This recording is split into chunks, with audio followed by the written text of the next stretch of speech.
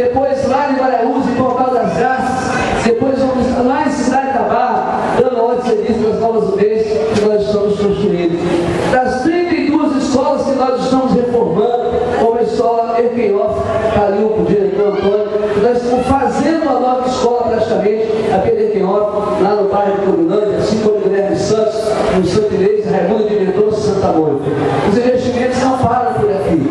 Vamos continuar na educação, na saúde, infraestrutura. Hoje nós iniciamos a limpeza do canal de Itapuã. Tão cobrado há muito tempo a dragagem do canal de Itapuã, iniciamos hoje.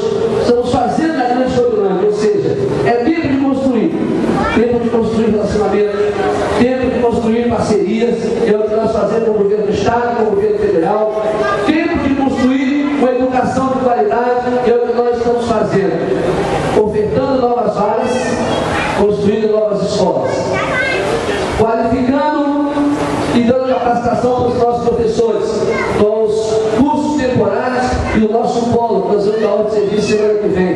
Vai ser um polo permanente de capacitação. E valorização do magistério. Nós fizemos 3 compromissos com a educação de Vila Velha durante o nosso plano de governo.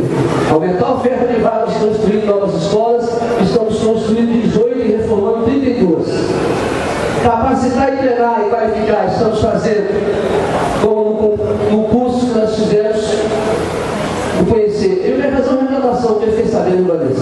Fiquei sabendo dessa escola aqui, os professores da parte da manhã, quase todos foram no curso. Da parte da tarde, tem os professores que são sindicalizados, ninguém foi. Informação que eu tive, não sei se é verdade. É verdade, diretor? Os professores são sindicalizados, não foram para boicotar um curso de capacitação.